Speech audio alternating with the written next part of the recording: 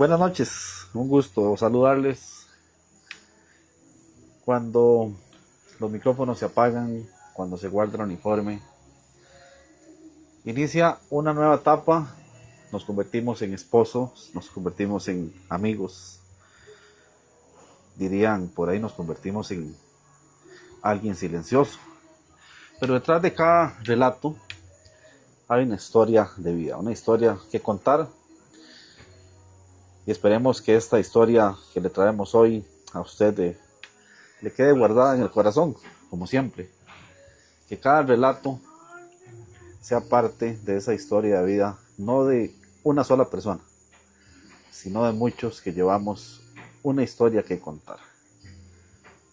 Hoy queremos darle la bienvenida en este primer espacio de relatos a una persona muy conocida, la cual el pueblo de Puriscal le tiene mucho cariño, mucho aprecio, no solo por su labor en una institución benemérita que le brinda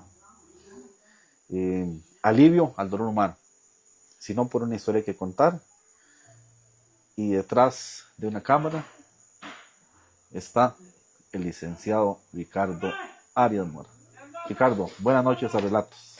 Buenas noches, Alexander. Buenas noches a toda la gente que nos está viendo a través de las redes sociales. Y bueno, primero que todo, muchas gracias por la invitación y aquí estamos, a la orden. Encantado de poder abrir este espacio de relatos aquí con usted a través de su medio de comunicación.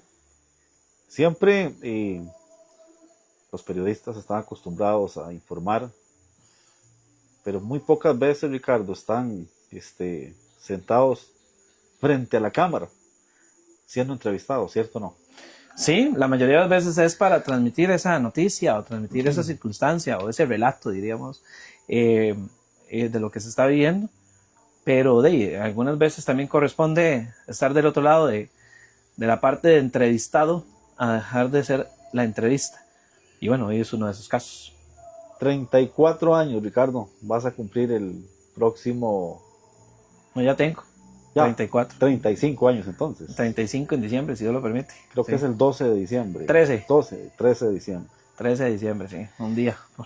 Y después del Día de la Virgen de Guadalupe. Día de Santa Lucía, por cierto. Día de Santa Lucía.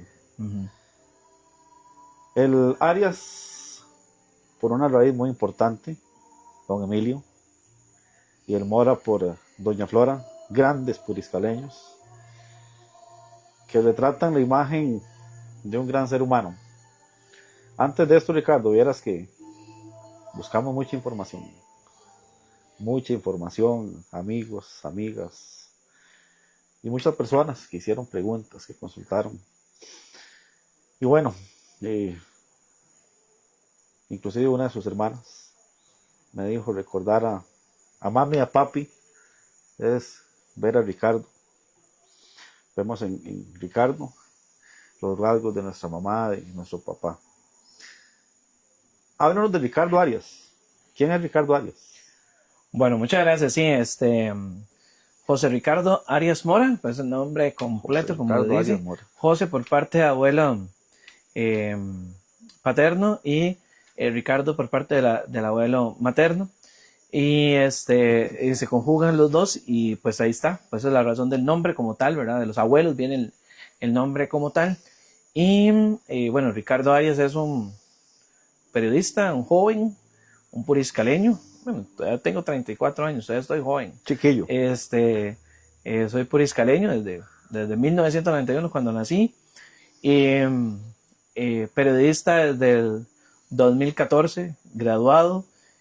Un joven de esta comunidad, una persona que tal vez ha tratado de llevar una vida interesante en cuanto a temas de comunicación y que ha tratado de fomentar también un tema familiar que creo que ha venido creciendo poco a poco en todos los aspectos de la vida, pero siempre teniendo en cuenta que soy de aquí, de Puriscal, que me gusta todo lo relacionado al tema de apoyo social y por supuesto, ya lo decía usted hace un rato, todo un tema de involucramiento a través del área de acción humanitaria, ¿verdad? Sobre todo con la Cruz Roja Costarricense y pues nada, una persona común y corriente aquí de de la comunidad del Cantón de Puriscal. Ricardo, devolvámonos hace 29 años, no, hace 30 años para ser exacto. La maestra de kinder, usted le preguntaba qué quería hacer cuando fuera grande. Sí, ella me preguntaba qué quería hacer, y ahí está en un cuaderno, un álbum, ahí está escrito todavía, ahí lo tengo guardado, donde dice cuando sea grande quiero ser, estaba la rayita para escribir uno encima ahí, y pues ahí lo que decía era periodista. Con 6 años, en 1998, en el Jardín de Niños de la Escuela Darío Flores Hernández, aquí en el centro de Puriscal, así lo escribí, y eso era lo que yo quería hacer. Yo veía las noticias, evidentemente que era por tele, ¿verdad? Que en aquel momento nada de redes sociales, nada de celular, nada de esto, y casi no escuchaba radio, entonces todo era tele, así nací con el tele más ahí, y entonces yo veía las noticias y yo decía, yo quiero estar ahí, a mí me gustaría estar ahí. Ya después, conforme uno va creciendo, va dándose cuenta que el periodismo no solamente salió por tele, ¿verdad? Pero en su momento yo decía eso, me gustaría dar las noticias, ser el que esté ahí presentando, y así nació la idea, es decir, desde 1998. Hay gente que ya después uno escucha que le ha costado mucho decidir qué estudiar o qué dedicarse a la vida. Pues en mi caso no, en mi caso fue prácticamente desde los 6 años, ya tenía definido qué quería hacer, y bueno, Dios me concedió la oportunidad de cumplirlo. En esos años me fui formando y se fue consolidando cada vez más la idea de que quería ser periodista. Obviamente en algunos momentos había algunas dudas, no por el periodismo, siempre quería ser periodista, pero sí como, mira, también puedo hacer tal cosa o también puedo hacer el otro, pero al final siempre el periodismo fue un norte, y se cumplió, gracias a Dios y al esfuerzo de mis familiares, que se cumplió, y lo logré y lo cumplí precisamente en el 2014, cuando me dieron el título ya de licenciado en periodismo. Ricardo, dicen que por ahí lo iban a ver a usted hasta en la sacerdocía en algún momento, porque bueno, su paso por la iglesia de Santiago Apóstol también caló y sigue calando en su religión. Usted es muy apegado a los principios religiosos de Dios, la Virgen, etcétera, pero por ahí me comentaron que lo visualizaban siendo padre. Sí, como le decía un rato, en algún momento hubo algunas otras intenciones, ideas, y el tema de dedicarme al sacerdocio sí surgió, sobre todo fue en el colegio. Déjenme ver, fue como en el 2007 por ahí. Estaba yo en noveno, cuando fue que tomó mucho más fuerza, noveno y décimo del colegio, 2007-2008, porque, pues como usted lo dice, ya yo desde mucho antes, prácticamente desde el 2001, yo hago la primera comunión y yo me incorporo al grupo de monaguillos inmediatamente finalizada la primera comunión. Entonces me comienzo a involucrar mucho con la parroquia, ya lo decía usted, con la parroquia de Santiago Apóstol, aquí de Puriscal. Hay un padre muy querido por usted. Hay varios, pero sí. es el primero con el que inició. El padre Oscar Brenes Halbert, fue con el que toqué todo este tema vocacional, pero por ejemplo el padre Jaime, ni lo olvido, como uno de los más importantes cuando se dio el fallecimiento de mis papás y demás, que estuvo muy acompañando a la familia. Entonces comenzó a hacer esa intención de ver que ya tenía mucho tiempo de estar involucrado en la parroquia, conocía todo, estuve de sacristán trabajando, mientras estaba estudiando periodismo, trabajaba los fines de semana en la parroquia de sacristán. Entonces se comenzó a calar esa idea desde antes también con el colegio, y en aquel momento hubo una generación, yo diría una generación dorada, ¿verdad?, de sacerdotes que surgieron con una edad parecida a la mía. El padre José Alberto de Junquillo, el padre Eric, que vive en la pura par, sí. El padre Roger, que fue pura párroco de la Gloria de Puriscal, el padre Roy, que está ahora en Tabarcia. Ellos eran de unas edades similares, ¿verdad?, todos, y en algún momento coincidimos en temas parroquiales y de iglesia, y eso fue calando y me dio la idea de pues entrar al seminario, supuestamente, ¿verdad? Y digo supuestamente porque nunca entré, ¿verdad? Nunca entré. Y surgió la posibilidad, llevé un proceso que se llama encuentros vocacionales, todo un año, pero ese año como que no hacía mucho efecto porque todavía no tenía la edad para ingresar. Al año que ya tenía la edad, la posibilidad de hacerlo, lo dejé a la mitad. Me acuerdo que con Miguel Mata, el actual vicealcalde de Puriscal, estando en un retiro en La Valvanera, allá en Moravia, yo decidí ya no seguir más. Me acuerdo muy bien, y me acuerdo muy bien por qué con Miguel, porque coincidimos en la habitación que estábamos y, y había que hacer una oración, me acuerdo mucho. Había que hacer una oración y, y Miguel y yo, voy a confesar a Miguel, perdón Miguel, pero decidimos no ir a hacerla. Y nos fuimos a la habitación a dormir porque estábamos cansados. Y me acuerdo que yo estaba durmiendo y llegó Miguel y me despertó. Me dice, Ricardo, ya hay que volver. Y yo, uy, man, no hicimos la oración, weón. Y yo dije, yo no, hombre, ¿qué estoy haciendo yo aquí? Y al otro día decidí no seguir. Pero precisamente fue algo de lo que en mí caló mucho y sigue calando el tema de religión, ¿verdad? El hecho de que no haya estudiado para sacerdote ni que haya elegido esta vida no quiere decir que no crea en Dios ni que me alejé de la iglesia, sino que evidentemente ya vi que no era para mí, pero sí, en algún momento lo pensé y hasta había hablado con mi familia porque en buena teoría la intención era graduarme en diciembre y en enero entrar al seminario, pero eso no pasó. Ya a mediados de año, antes de que terminara el bachillerato y todo, ya había decidido que de momento era un no, y ese no ya se prolongó para siempre. 35 años después seguimos. Exactamente, pero sí, eso sucedió, y saludos a Miguel, entonces, que ahí estoy recordando un poco también el trabajo que él hacíanos en su momento ahí.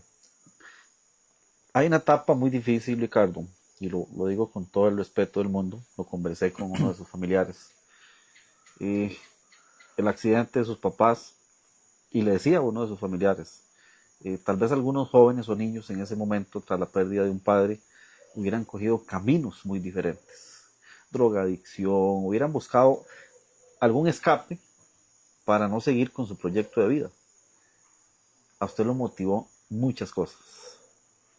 Sí, evidentemente, bueno, ya eso fue antes de lo que estaba hablando del tema sacerdocio, fue cuando tenía 5 años, en el 97, precisamente un año antes de entrar al kinder, ¿verdad? Y de decir que quería ser periodista.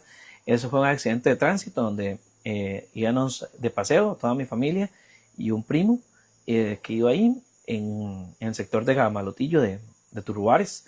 Ocurre este incidente, el carro de mi papá se vuelca y lastimosamente ahí fallecen mis dos papás y fallece César, el primo que iba. Todos los demás hermanos, pues gracias a Dios sobrevivimos, todos con lesiones, todos incluso necesitaron hospitalización por muchos meses después y otros por algunas semanas, pero en eso, digamos, yo por ejemplo sufrí una fractura de uno de mi fémur y demás, pero es una historia de vida que al final nos unió mucho. Éramos unidos, pero aún nos unió. Yo apenas era un chiquito, ¿verdad? Tenía 5 años, no recuerdo pues del todo el tema de lo que pasó después. Curiosamente el accidente como tal sí lo recuerdo, pero esa parte no, y creo que al final y al cabo eso nos ha venido uniendo cada vez más como hermanos y como familia que somos.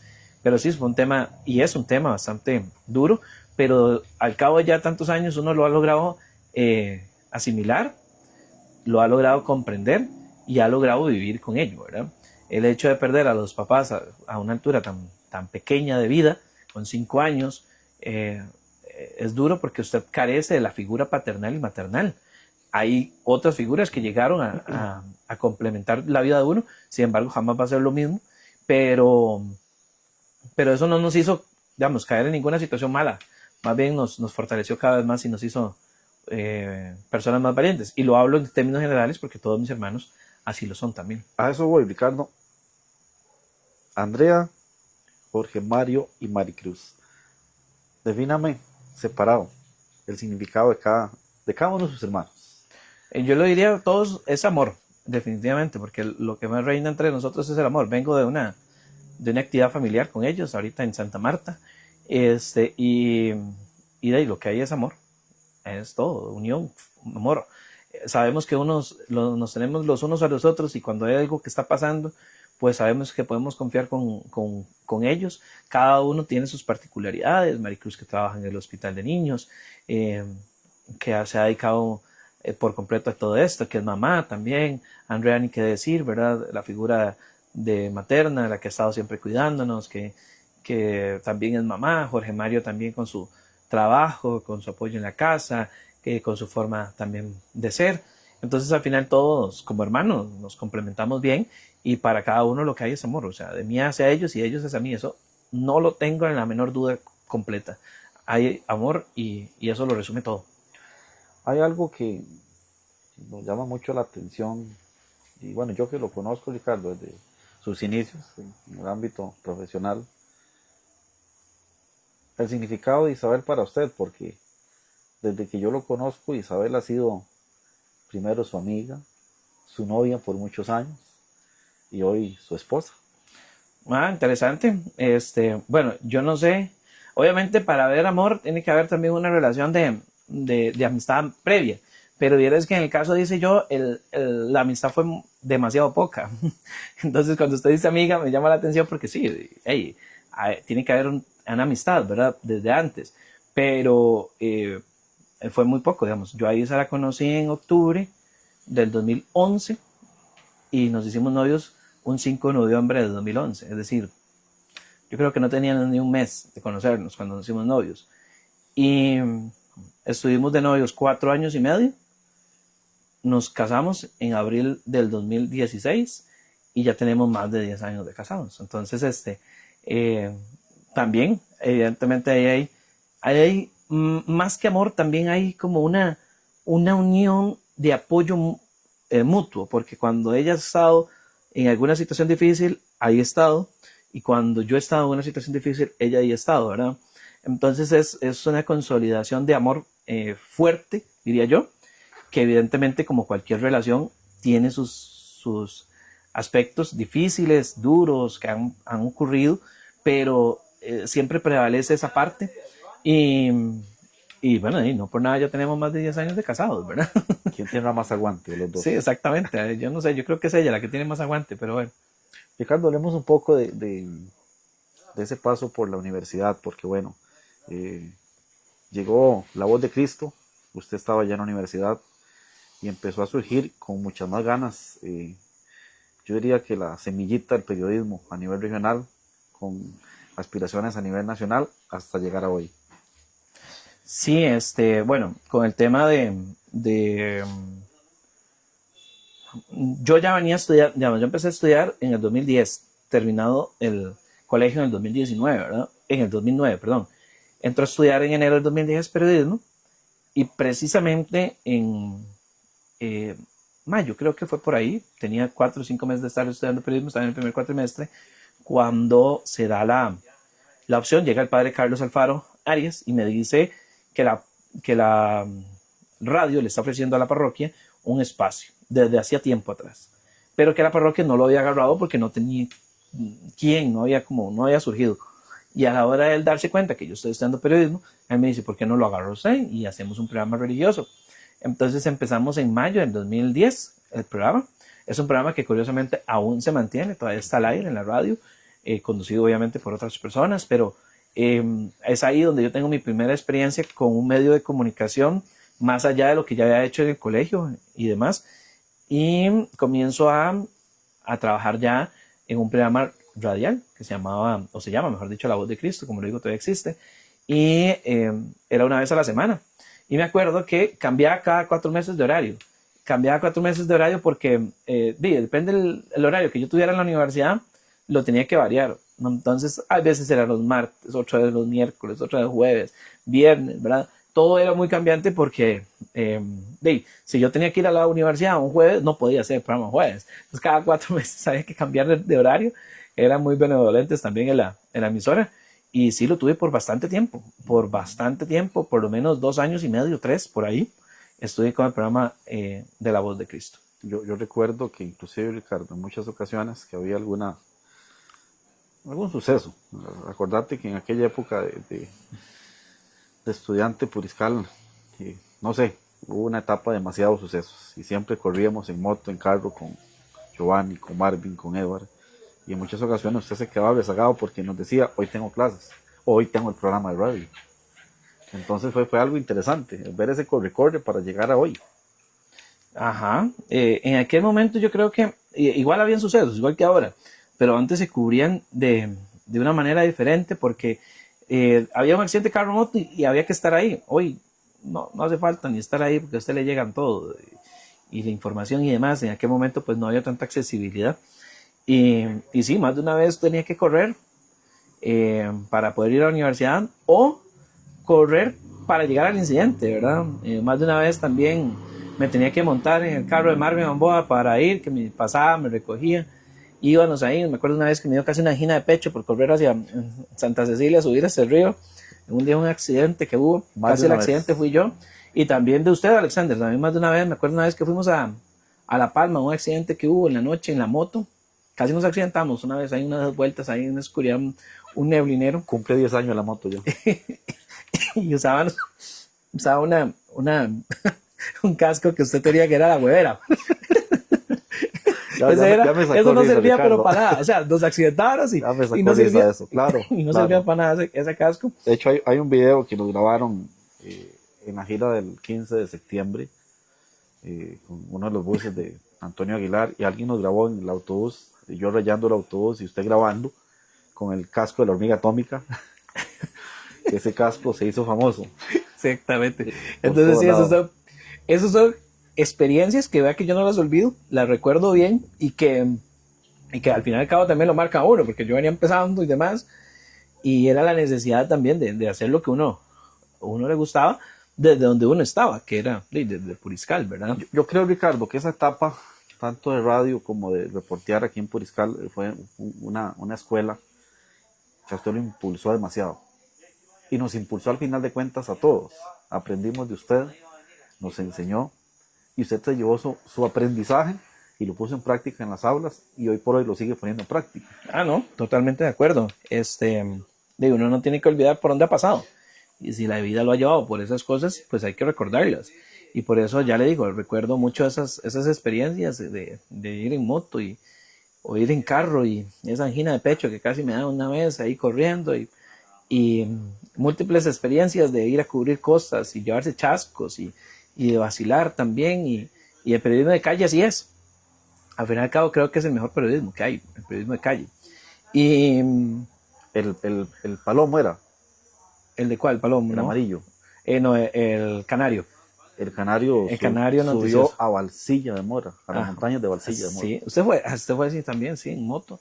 El canario noticioso, eso es curioso, porque yo estaba en una actividad con la Cruz Roja en mi casa, y salió la noticia y yo jale, y yo no sabía si iba a subir ese carro ahí, porque era un decomiso de droga, ¿se acuerda? 5,000 dosis de droga en su momento. De droga ahí, y el pobre carro subió, no era doble, pero lo hicimos doble ahí. Me acuerdo que Sergio Fernández estaba conmigo en la actividad y se fue conmigo, le hizo peso atrás, montó y subimos. Y lo curioso fue que para arriba no me quedé pegado, pero sí, para abajo sí.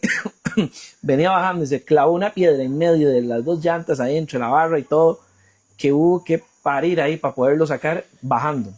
Pero lo curioso fue que para arriba no, fue bajando que nos quedamos pegados ahí en Valsilla. Eso era en las partes altas Montefrío, de Valsilla, del cruce de Grifo Bajo, 2 kilómetros subiendo hacia Llano Grande. Sí, eso fue interesante, ¿sabes? Que subí allá. Y cuando eso ya yo era corresponsal de Teletica. Yo estuve trabajando con Teletica de 2014 a 2016. Fueron 2 años trabajando como corresponsal, y en aquel momento ahí, con una cámara traída desde Panamá, en una gira que había hecho. La famosa Canon. Canon, que le traje una a Marvin Gamboa. Marvin y yo teníamos unas gemelas. ¿Existe todavía? Sí, en mi caso existe. Yo no sé si la de Marvin todavía existe, pero sí, me imagino que la de él también. Pero sí, en una gira a Panamá, con el grupo Ignis, creo que fue, o no sé si fue otra, la compré allá. Compré 2 cámaras iguales, gemelas, y con esa reporteamos tamaño jugo, le sacábamos. A lo último ya hasta sonaba como un catre grabando esa cámara ya como los 3-4 años después, porque se le había metido mucho polvo. Entonces grababa con un catre y sonaba la pobrecita ya no daba. ¿Hubo alguna noticia, Ricardo, de todas esas que se cubrieron aquí a nivel regional que marcó un antes y un después? Que ahorita se recuerde. Tal vez con el paso de los años se podrá recordar de más, pero alguna que usted recuerde.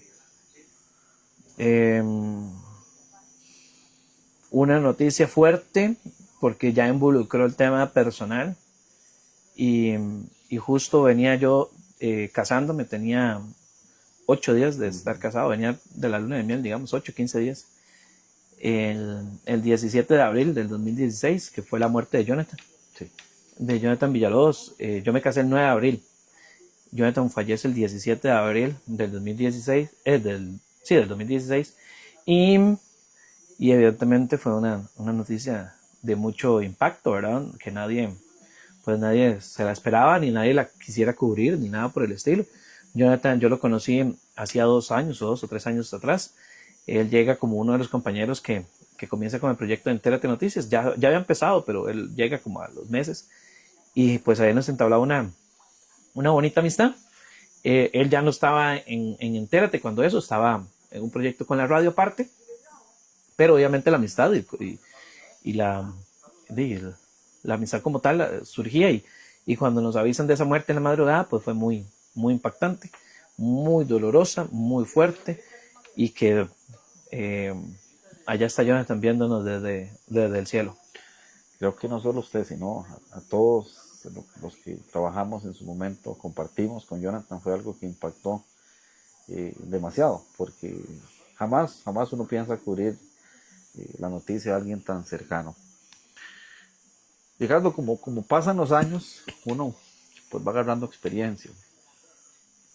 Su paso como corresponsal, su paso en Altavisión, son etapas y vamos por esa etapa. Se vino a Altavisión, donde usted se da a conocer más espontáneamente, no solo a nivel regional, sino también a nivel nacional, más de lo que ya se había conocido. Sí, bueno, Altavisión estuvo después de Cablevisión, que fueron, Tienes razón, sí. que fueron 5 años. Yo, en el 2016, pues pasa todo esto que les comentaba, Jonathan, que me caso y todo. En el 2017, en agosto del 2017, me llama Esteban Mora, en su momento que era administrador de Cablevisión, y me dice que si puedo ayudarles por un tempito ahí. Y el tempito fueron 5 años, literalmente. En agosto del 2017 empiezo a trabajar en Cablevisión de Occidente, en Canal 2. Complementaba mi labor con Entérate, con el canal, ¿verdad? Empiezo al principio solo 2 días a la semana, ya después pasó a 3, y al último ya era jornada completa, ¿verdad? En el canal. Y esto me permite todavía conocer más la zona, ¿verdad? Viajaba por todo lado, por todo lado, en Mora, Puriscal, Turuares, todas estas zonas. Cubría ya eventos también, algunos eventos nacionales, eventos de ciclismo que a Roy le gustaba cubrir, ¿verdad? De baloncesto. También me acuerdo una vez que cubrimos toda la Liga Superior Femenina de baloncesto. Y, Con el finado. Ajá. Y íbamos a cubrir la Vuelta a San Carlos, la Vuelta a Cenex allá en Nicoya, la Vuelta Nacional en algún momento también. Entonces esto me abrió muchas puertas. Incluso tuve la oportunidad de ir a cubrir eventos grandes con el canal, cuando salimos del país, en algunas oportunidades con el Grupo Ignis, que lo hice con el canal, cuando fui a México con el canal también, cuando fui ¿a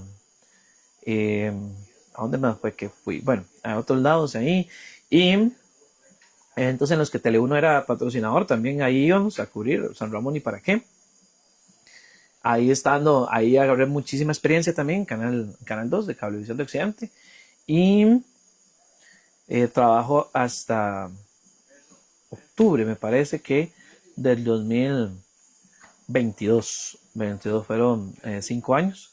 Ahí trabajé porque precisamente me surgió una oportunidad en Canal Altavisión de Cope Santos. Ahí, en esto de las vueltas de la vida, conozco al director de comunicación, estando cubriendo una actividad, me acuerdo que en Tabarcia de Mora, y se da la oportunidad de concursar por una plaza de periodista, pues concurso y se me da la oportunidad y empiezo a trabajar en Canal Altavisión de Cope Santos. Y como lo dice usted, de ahí va uno creciendo personalmente, profesionalmente. Una gran empresa. Cope Santos es una empresa, al igual que Cablevisión, no tengo nada malo que decir de ninguna, ni más bien cosas buenas.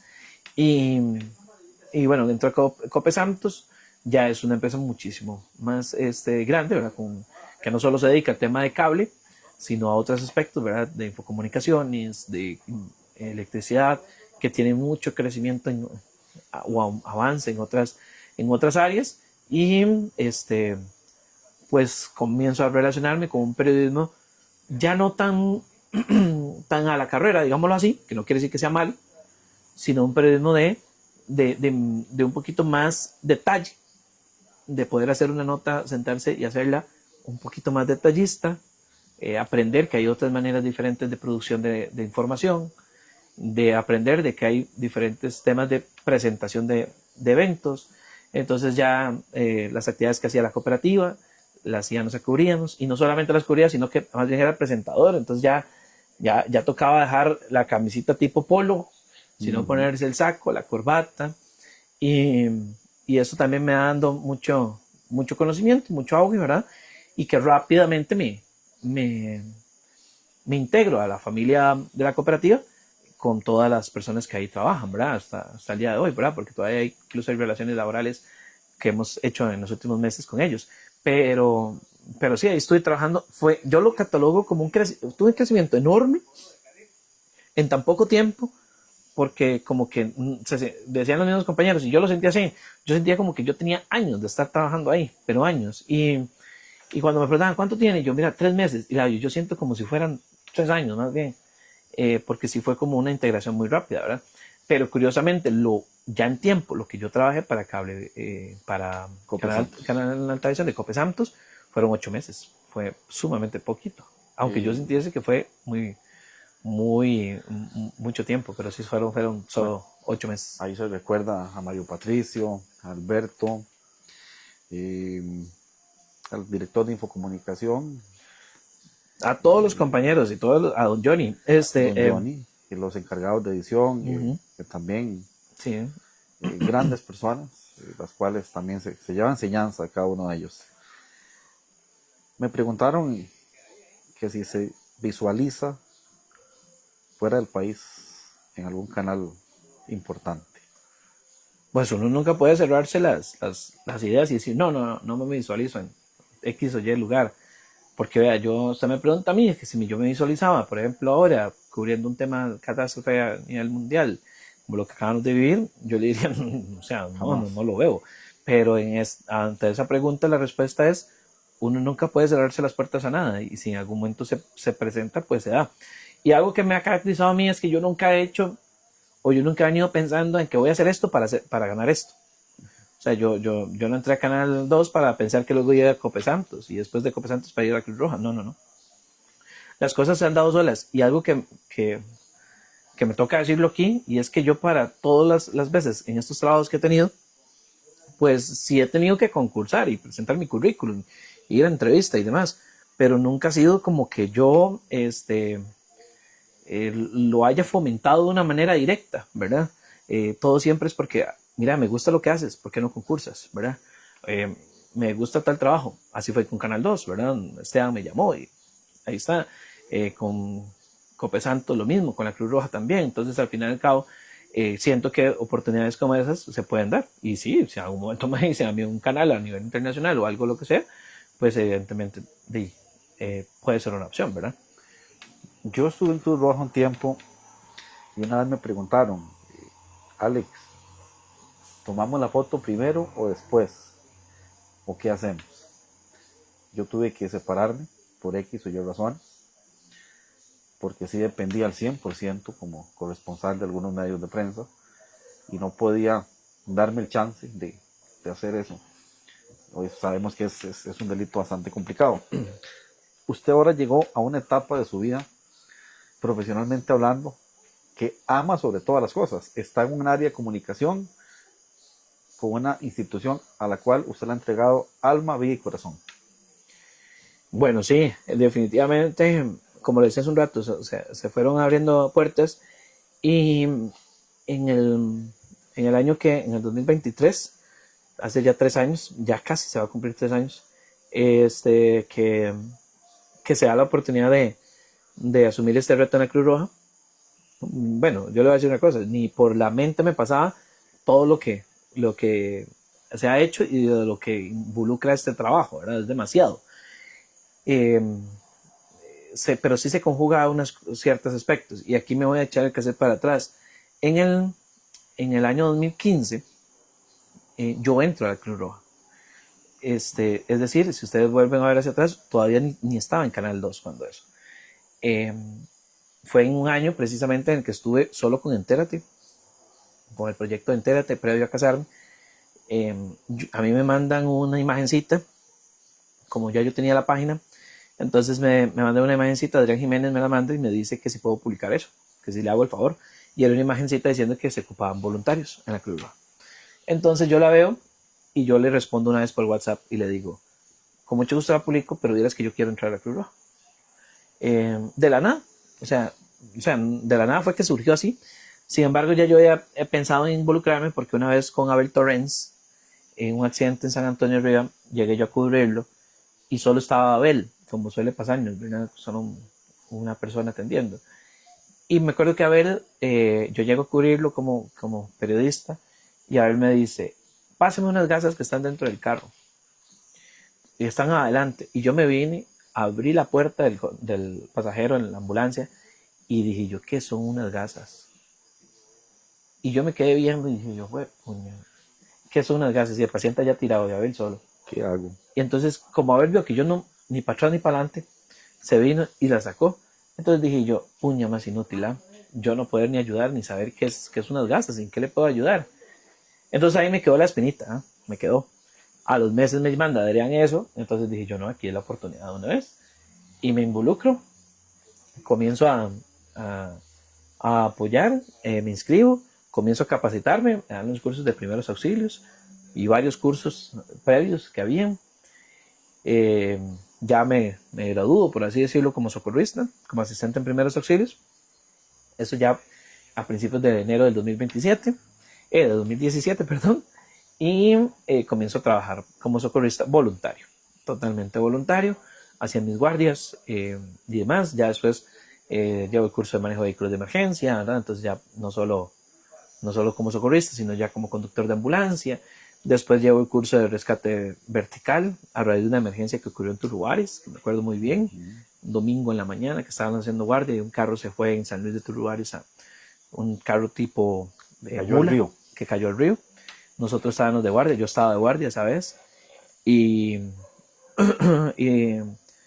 llegamos de primero en la ambulancia que íbamos y sin ningún conocimiento y hasta de manera irresponsable bajé agarrado del mecate que habían puesto los vecinos hasta abajo, y cuando yo estaba ya a los 50 metros del guindo sostenido el mecate para no caerme al río y con la paciente ahí, yo dije, ¿qué estoy haciendo aquí?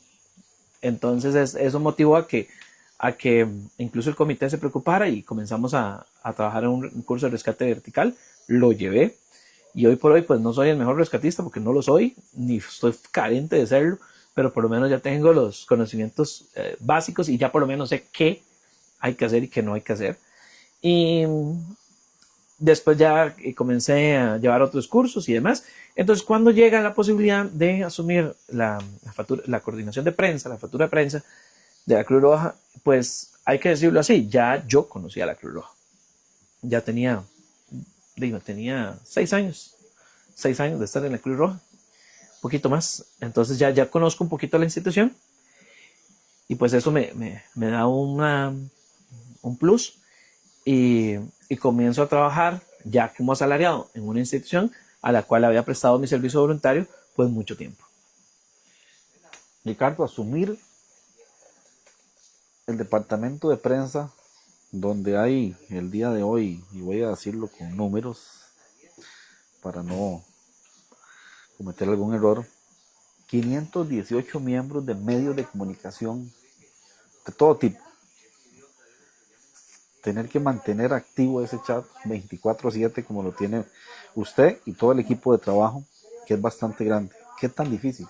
Porque ese paso de llegar a Cruz Roja y decir, conozco Cruz Roja, excelente, pero asumir esta jefatura tan gigante, porque los que estamos detrás recibiendo lo que usted manda y sus compañeros, yo a veces me quedo asombrado. 11 de la noche, 1 de la madrugada, 5 de la mañana, que usted siempre, me imagino que antes de irse para el trabajo pasa el informe. O sea, ¿qué tan complicado? Vieras que es interesante porque no dimensiona hasta cuando está, ¿verdad? Y nos damos cuenta que la Cruz Roja tiene presencia a nivel de medios de comunicación todos los días. No hay día, no hay 1 de enero, no hay 25 de diciembre, no hay día alguno, Día de la Madre, no hay ningún día en los cuales no salgamos en medios, porque somos una de las instituciones que más movimiento tiene a nivel país y que mayor confiabilidad, o sea, que la gente tiene confianza, los medios de comunicación, en nosotros. Al fin y al cabo somos una institución confiable y además de eso, autoridad en el área. Entonces, es súper interesante, es súper fuerte porque te das cuenta que el 90% de tu tiempo laboral lo consumen los colegas, los medios de comunicación. Y entonces se vuelve un poco tedioso porque tenés que cumplir no solo con tener a los medios bien informados o responderle a sus consultas, sino que, y eso es algo que los colegas no dimensionan, ¿verdad? Porque muchas veces los periodistas creen que uno trabaja solamente para ellos. Pero tenés que tener las redes activas, la página web activa, que si hay una gira de la Cruz Roja en X o Y lugar, hay que ir a ese X, Y lugar, que si hay que acompañar una actividad, pues hay que estar en esa actividad acompañándola, que si viene un evento con una embajada, con un ministerio, con una asamblea legislativa, con presidencia, con lo que sea, tenés que estar en esa actividad, y no es solamente estar, es también el tema logístico, la actividad, la agenda, etcétera, y la Cruz Roja no para. Entonces usted tiene eventos tras eventos, actividad tras actividad, agenda tras agenda, una detrás de otra, ¿verdad? Aunque somos un equipo, somos muchos para tan pocas, son muchas las funciones para tan pocas personas, ¿verdad? Porque la institución pues no puede tener todo el personal que se requiere para este tipo de actividades, no lo puede, temas presupuestarios.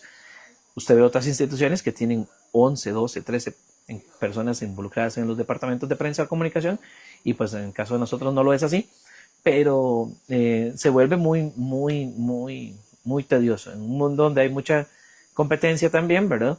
Pues tenés que estar siempre dándole a los medios la información de lo que hacemos. Y no solo dándole, sino también respondiendo las múltiples consultas que ingresan a nivel individual por parte de los medios. Es uno de los trabajos más fuertes, pero que también le ha permitido a uno tener roces con todos los periodistas del país, literalmente. Hace poco, Bueno, perdón, roces, cuando digo roces no son malos. roces positivos. Sí, de que nos rozamos, de que hablamos, ¿verdad? De que conversamos, de que tenemos que compartir a diario. Entonces, eso se vuelve interesante porque con unos ya usted tiene una familiaridad diferente, ¿verdad? Y demás. Solo para aclarar, no vaya a decir que roces suena que estamos peleando, ¿verdad? No. Ricardo, hace varios días se dio un evento, lamentablemente, donde fallecieron no cientos, sino miles de personas en Venezuela. Yo con don Isaí Jara, que es parte de mi medio y que me ayuda, tomamos la decisión de hacer una publicación en honrar que Puriscal contaba con un socorrista entre este grupo de grandes profesionales. No queremos ahondar mucho en el tema porque sabemos que psicológicamente no es fácil. Coméntenos un poco de Venezuela. Bueno, el terremoto ocurrió el 24 de junio, los dos terremotos. En la misma noche del terremoto ya nosotros estábamos publicando información del tema de restablecimiento de contacto entre familiares, que es un programa que tiene la Cruz Roja Costarricense, que de hecho es liderado por un vecino de Mora, Francisco Jiménez. Que lo que busca es que si, por ejemplo, usted en cualquier parte del mundo se le pierde un familiar, no sabe qué pasó, usted puede contactar a la Cruz Roja de cualquier parte del mundo para que le ayude a buscarle, a restablecer ese contacto entre familiares. Entonces nosotros, ese mismo día del terremoto, 2-3 horas después del siniestro, ya estamos activando el programa y publicándole incluso para los medios y para las personas como tal. Eso ocurrió horas después, ¿verdad? 1 o 2 horas. Al otro día se da la posibilidad en la noche de que me llaman a mí y me indica la posibilidad que existe de viajar. Alistamos todo en la noche y el viernes estaba volando hacia Venezuela.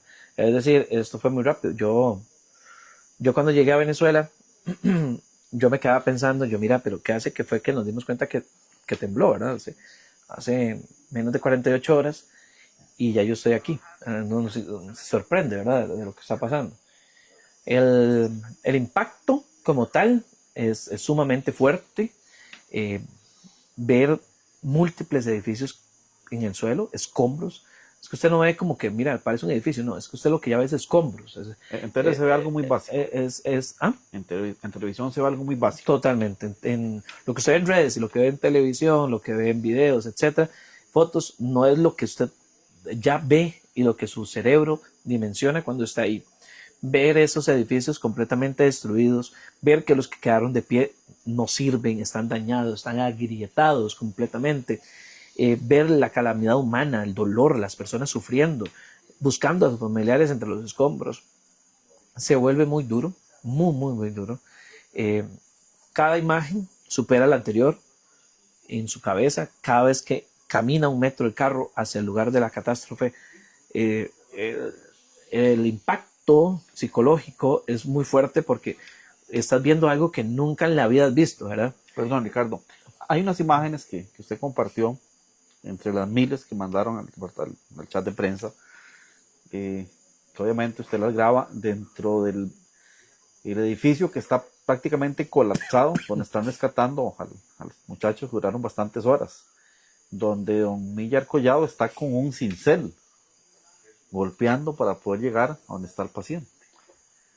Yo me decía en ese momento, Diosito, protege no solo a Ricardo, sino a todos los que estaban ahí, porque habían también réplicas y habían movimientos, el edificio estaba inestable. O sea, qué difícil. Mucho, muy difícil, pero ya es que en su momento la gente nos preguntaba de miedo, sí, pero no lo supera la acción, ¿verdad? La acción, porque aunque uno se cuida, si yo me quedo afuera del edificio donde estaba en vivo, pensando en que en cualquier momento va a venir una réplica y se va a caer y me voy a morir, nunca voy a entrar. Entonces no se puede quedar uno en eso. Uno tiene que actuar, cuidarse, saber qué hacer ante una emergencia, llevar el casco por lo menos y saber qué hacer en el momento de que se ocurre alguna emergencia. Pero hay que entrar. Así de simple, así de simple. Y ya es algo que ya uno tiene y en esta emergencia de Venezuela me queda bien claro. Le decía que cada vez la imagen superaba una a la otra. Llegamos a un lugar, ahí en La Guaira, nos bajamos del carro y llegaba la gente y nos decía, sáqueme a mi abuela, a mi hija, a mi mamá, que ya ellos sabían que estaban fallecidos. A uno de nuestros compañeros llegó una señora y le dijo, ¿usted va a entrar? Sí. Y le dio una medallita de la Virgen de Coromoto y le dijo, sáqueme a mi hija que está ahí, por favor. Entonces es ahí donde uno dice, qué duro, el impacto que hay, porque es tanta, pero tanta la necesidad que hay, tanta la necesidad de ayuda que hay, que usted no sabe para dónde agarrar. O sea, usted dice, ¿para dónde agarro? ¿Qué hago? Si tenés una fila de gente que te pide ayuda y aquello, hasta donde usted ve 360, es una catástrofe. No le alcanza la vista para ver dónde termina la catástrofe. No le alcanza. Y aquello llano. Entonces vuelve a ver por todo lado hay gente corriendo. Hay edificios, hay carros, hay gente sufriendo, hay gente llorando, hay chiquitos ahí, hay filas de gente haciendo fila para comerse algo, hay gente bañándose en una cuneta, hay escombros, hay carros aplastados. Ahí usted dice, ¿qué hago? ¿Qué hago? Y uno como rescatista y uno como socorrista incluso hasta se queda, es un momento impactado, no maniatado, porque no, pero es el momento que usted dice, bueno, entonces, ¿qué vamos a hacer? Somos 16 y venimos aquí con ganas de ayudar, pero ¿por dónde arrancamos? ¿Verdad? Es sumamente complicado. En su momento establecimos 2 grupos de trabajo. Yo, como estoy encargado del tema de comunicación, me toca viajar de un lado al otro, ¿verdad? En los 2 puntos que estaban separados por unos 200 metros. Era una estructura tipo panadería que había colapsado y que había atrapado a 3 personas. Las mismas estaban visibles, evidentemente sin signos vitales. Y en otra era lo mismo, pero en un vehículo que había sido colapsado entre dos estructuras y donde lastimosamente también habían 2 personas. En este último fue donde don Werner me pidió a mí que me quedara más permanentemente, ¿verdad? Y teníamos 6 horas de estar trabajando ya en la zona aproximadamente, no mucho, poquito fue, cuando se da el tema de Hernán, ¿verdad? Que Alan Madrigal, un compañero, ingresa a un edificio que, como para que la gente se haga una idea, ¿cómo fue eso? Aquí estaba el escenario del carro y aquí lo de la panadería. Son 200 metros. El edificio de Hernán está aquí, en el medio. Nosotros ubicamos al paciente vivo por el lado atrás del edificio, no por el lado de adelante, digámoslo así. Alan llega porque uno de los vecinos le dice que por favor entre ahí porque está viendo que en ese lugar, según él, no había gente, no habían investigado, no habían visto si había vida y que para él todavía podía haber personas vivas, incluso él tenía un familiar ahí. Entonces, para no hacer la historia muy larga, entra, hace el llamado de escucha, responden, dicen sí, hay alguien aquí con vida y la respuesta es sí. Y ahí se vienen 114 horas de trabajo ininterrumpido, donde tuvimos que trabajar día y noche, donde todos tuvimos que aportar, donde se sumaron grupos internacionales, grupos que hayan llegado y dijeron no ingresamos porque esto es muy peligroso. Hubo varios grupos que se retiraron porque vieron que el panorama no era fácil, era un tercer piso subterráneo con más de 140 toneladas de peso de escombros encima, y donde si podías quitar una piedra se venía la que estaba arriba y así sucesivamente. Entonces el tema era sumamente complejo, el rescate era muy técnico y por ende muy peligroso. Pero bueno, los ticos, los compañeros de la Cruz Roja Costarricense, nosotros que estábamos ahí nunca nos arrepentimos, nunca nos echamos para atrás, nunca nos bajamos del barco. Estaba viendo una entrevista que dije un día de eso. Nunca nos bajamos del barco y a pesar de los no de otros grupos, logramos continuar. En una mañana de tanto trabajo amanecimos solos. Ya nos habían dejado botados todos los demás grupos porque dijeron que estábamos locos, que no lo íbamos a poder sacar. Eso fue como de 6 a 9. A las 9 de la mañana llegó Portugal con uno de los sensores que puede detectar los latidos del corazón de una persona dentro de estructuras colapsadas, identifica que hay alguien con vida, nos dice dónde está exactamente y nos dice que nos va a apoyar, y eso fue como un aliciente muy bueno porque solamente éramos 16 y ya después fuimos sumando más personas. Llegó El Salvador como a la 1:30 y se comenzó a trabajar. Y después se sumó Chile y se sumó Estados Unidos. Hubo uno de los túneles que se hizo que no tuvo los resultados esperados. Eso hizo que tuviéramos que replantear la estrategia. Y se entró por donde habíamos dicho nosotros desde un inicio que había que entrar. Y se logró sacar a Hernán 114 horas después, durmiendo 1 o 2 horas por noche, todos, durmiendo en la acera, algunas veces sobre alguna espuma que nos había traído la Cruz Roja venezolana y otras veces en el puro suelo. Y como dice usted, esa imagen del cincel, esa fue haciendo el primer túnel, que al final no se logra el objetivo por ahí, pero había que hacerlo a punta de cincel porque si lo hacíamos con un rotomartillo o con taladro o con otra herramienta eléctrica, solo la vibración podría hacer que cayera material encima. Y como usted ve y dice ese video, genera peligro porque si ahí viene una réplica quedamos atrapados todos. Es una situación bastante compleja la que se vivió, pero sumamente gratificante, Alex, demasiado gratificante. Yo creo que en mi historia como socorrista y como periodista ha sido la historia más gratificante de mi vida, porque a pesar de que todos los pronósticos decían que no, a pesar de que grupos nos habían dejado botados y que ahí estábamos persistiendo, de que había momentos de hambre, momentos de pasarla mal, momentos de sueño, de desesperación, el día que intentamos sacarlo, que ya iba a salir y que no salió y que el grupo estaba anímicamente afectado. Eh, Momentos de desesperación, de oración también. Y que cuando ya saliera Hernán por ahí, por ese túnel, que Dios me dio a mí la oportunidad de estar ahí, ver cuando él sale, grabar ese momento, eh, subir hasta la zona de afuera, haberlo escuchado donde estamos grabándolo por radio, abrazarnos todos, gritar Costa Rica, Costa Rica, Costa Rica, era como una liberación de tensión.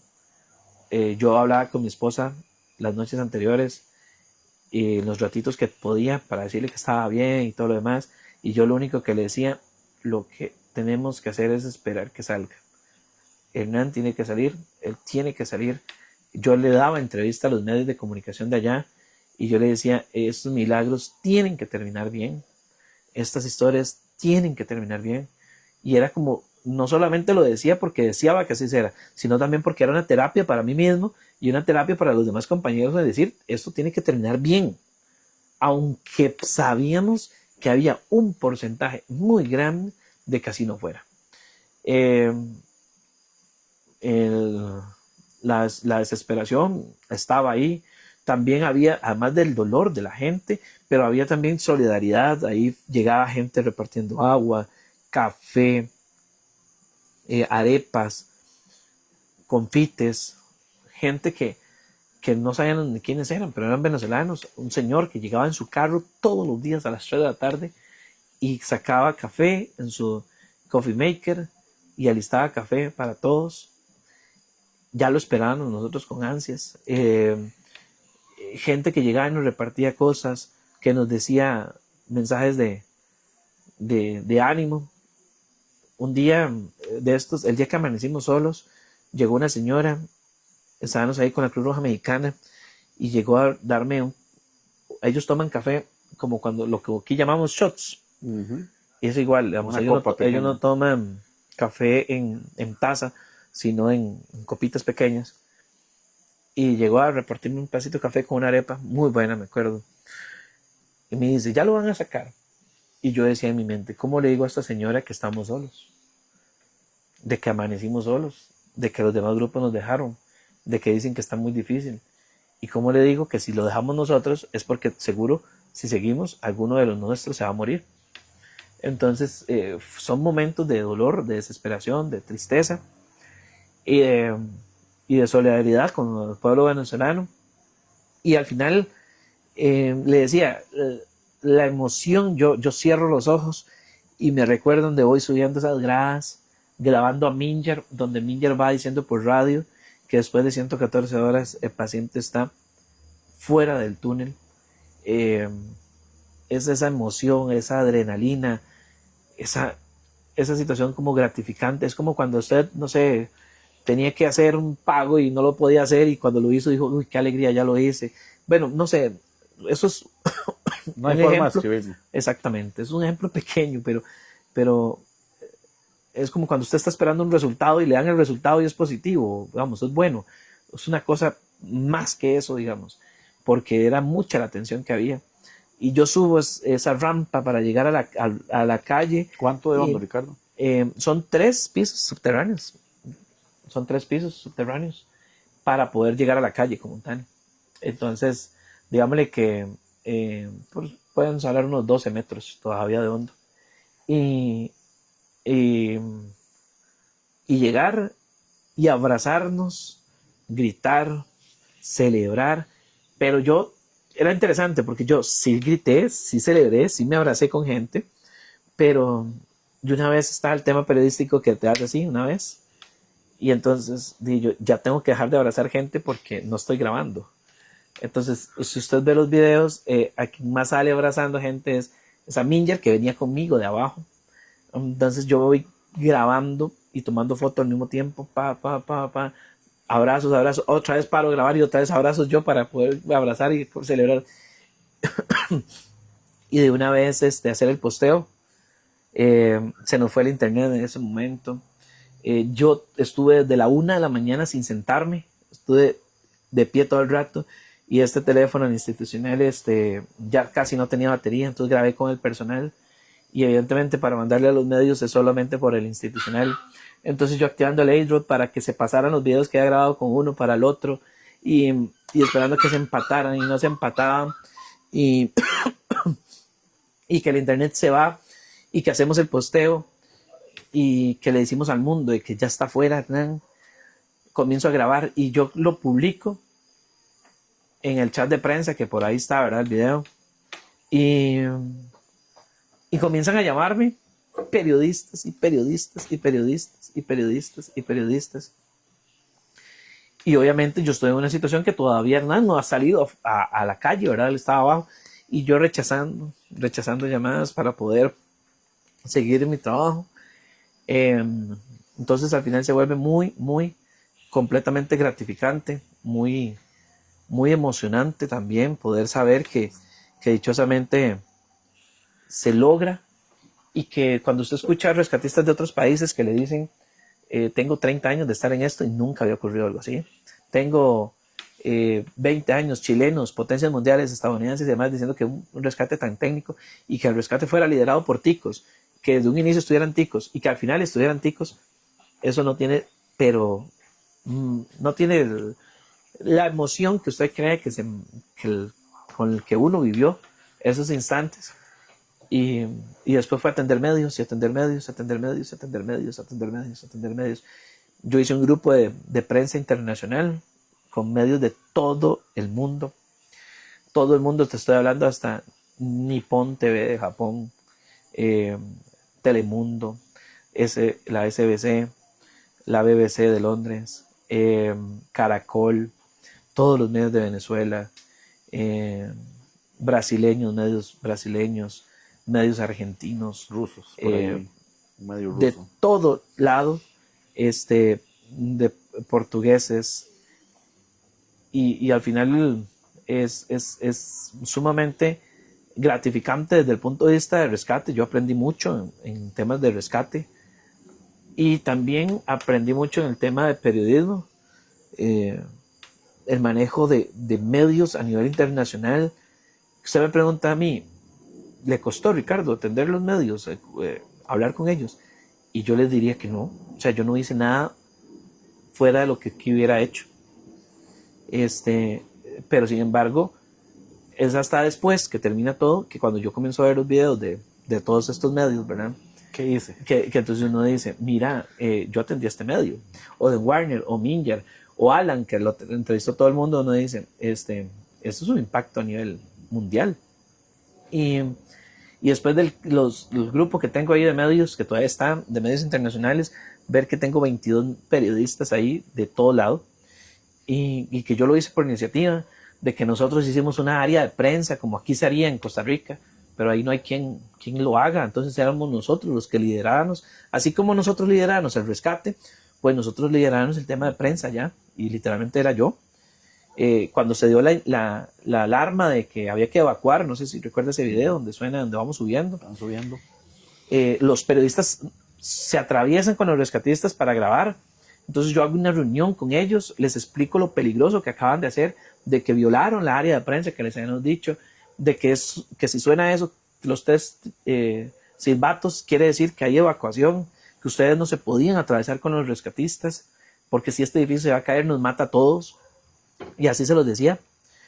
Entonces, ¿qué pasa? Uno lo que dice es el crecimiento personal, el crecimiento del área de rescate y el crecimiento a nivel periodístico fue enorme. Y también hoy me escriben todavía periodistas internacionales que me agradecen, los de Venezuela sobre todo, que nos agradecen, porque ellos decían, es que aquí nadie nos habla, y que allá llegaran ustedes y que nos hablaran. Desde un principio, yo a la periodista de Telemundo la conocí una hora habiendo llegado ahí después, y eso quiere decir que la conocí 5 horas antes de que estuvieran rescatando a Hernán. Y ella siempre sigue ahí escribiendo, agradecida por el trabajo, porque aquí al final y al cabo el periodismo es más libre, ¿verdad? Y entonces al final usted lo que dice, bueno, esto fue crecimiento para todos en una calamidad humana, un dolor que evidentemente, lo decía usted hace un rato, la sensación es fuerte, al tema psicológico también lo es, pero te deja un sabor bonito el tema de haber rescatado una vida, de haber posicionado la labor de 16 rescatistas en el mundo, que sin los mejores recursos, que sin dinero, pero con el conocimiento y el amor, rescataron una vida, con apoyo de mucha gente, ¿verdad? Pero rescataron una vida. Entonces, Alex, es algo que uno no se escribe. Por ahí vio que me limpié los ojos, porque créame que se le vienen las lágrimas a uno. Primero de alegría, de nervios, tristeza, son sentimientos encontrados, porque bueno, lo que vemos en el teléfono es poco, a lo que usted nos ha contado que es algo gigantesco. Para ir cerrando, Ricardo, Marvin Burillo en su vida. Una persona que de verdad que dijo sí, como María, cuando llegó el ángel, porque él pudo haber salido huyendo, y pues el amor también le dijo decir sí. ¿Cuál sí? Pues no solamente el amor con Andrea, sino el amor hacia nosotros, que con todo lo que ha pasado todavía está ahí, presente, y bien que mal, como en todo en la vida, hay aspectos sumamente positivos en los cuales podemos rescatar y vivir y celebrar, y que él ha estado ahí, fungiendo también como una figura paterna, sobre todo en esos primeros años, que mucho hacía falta. Te manda un saludo y te quiere mucho. Muchas gracias. Para ir cerrando, el Papa Francisco. Vieras que, bueno, fue el primer papa que yo pude ver personalmente y el único hasta el momento. El Papa León XIV no lo puedo ver. Tengo la esperanza, ojalá, el otro año verlo. Pero es una figura, no diría suprema, porque supremo es solo Dios, pero es una figura de admirar. Como un adulto mayor volvió a unir a una iglesia que estaba tal vez un tanto dispersa, y cómo también él, a través de su carisma, logró también unir a tantos jóvenes, y cómo, por ejemplo, las veces que lo vi de frente casi en Panamá, en 2019, cuando cubrí la Jornada Mundial de la Juventud, te llena de espiritualidad, y créanme que en ese momento lloré, como lloré también muchas veces en Venezuela. Pero sí, el Papa Francisco, muy carga. Yo creo que no solamente por el tema del Papa Francisco, sino por la figura del mismo sucesor de Pedro, porque lo mismo siento cuando veo a León XIV, por lo menos en videos y demás. Dios en su vida. Pues tiene que ser todo. Y digo tiene porque hay veces lastimosamente no lo ponemos en el centro. Y es algo que fallamos los seres humanos. Pero tiene que ser todo. Sin Dios nada se puede hacer, ni respirar. Ahí al frente está la máquina de escribir. ¿Cómo iniciaría su relato, su historia de vida? Como con superación. La superación constante de la vida. De que han habido momentos difíciles, pero los he logrado sobrellevar. Y los que aún se mantienen, porque la vida siempre es eso, altos y bajos, sé que con amor y con alegría y con Dios presente se van a poder sobrellevar. Soy un ser humano, me equivoco también, he cometido errores, muchos errores, no soy perfecto, para nada, me falta un montón, en todos los aspectos, he cometido errores y sé que seguiré cometiendo, pero la idea es que uno poco a poco vaya aprendiendo y que la madurez le vaya enseñando a uno a ser mejor cada día. Y historias como las que viví en Venezuela sé que me ayudan. Y créanme que después de que volví, ya uno analiza ciertas cosas. Hoy estaba almorzando en la casa y hicimos una oración, y ver toda esa comida en la mesa, y uno decía, y yo allá en Venezuela vi tanta carencia, tanto dolor, e incluso en algún momento poquitos, pero pasamos un poquito de hambre en algún momento, mínimos, pero uno dice, y venir y ver que aquí está este platón de comida y todo lo demás, y que no le falta a uno nada, y que si quiere ir al baño, va al baño, que allá ni eso podemos hacer. Entonces eso uno dice, puña, qué bendecidos somos, qué bendecidos somos, qué lindo poder venir, prender una luz y que le alumbre la luz.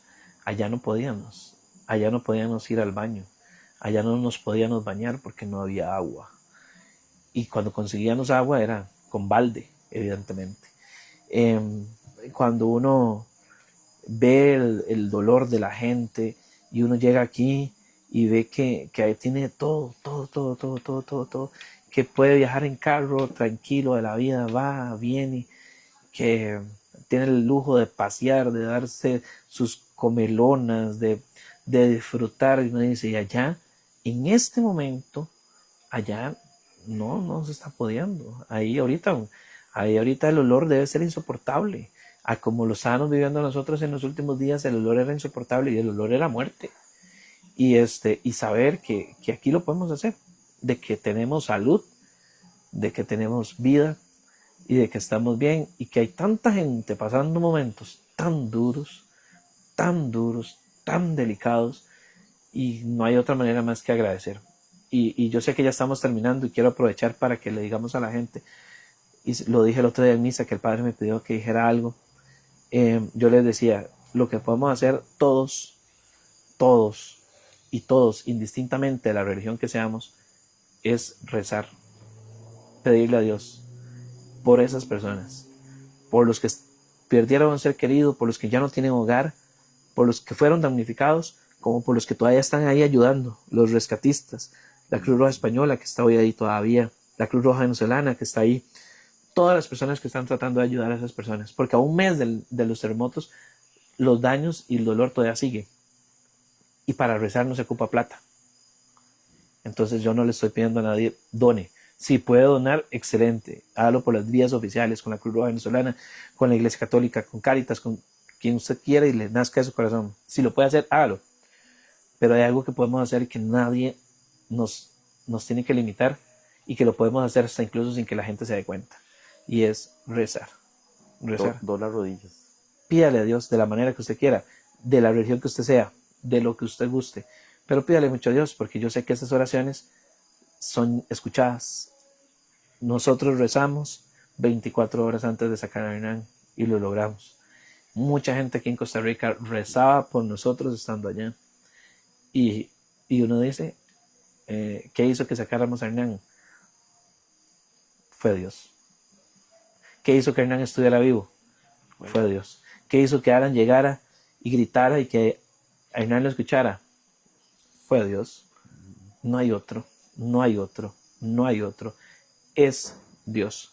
¿Quién hizo que fuéramos y que viniéramos y que no nos pasara nada con el riesgo enorme que estábamos teniendo ahí? Ya lo dijo usted, ahí en el cincel con ese montón de estructura. Solo Dios.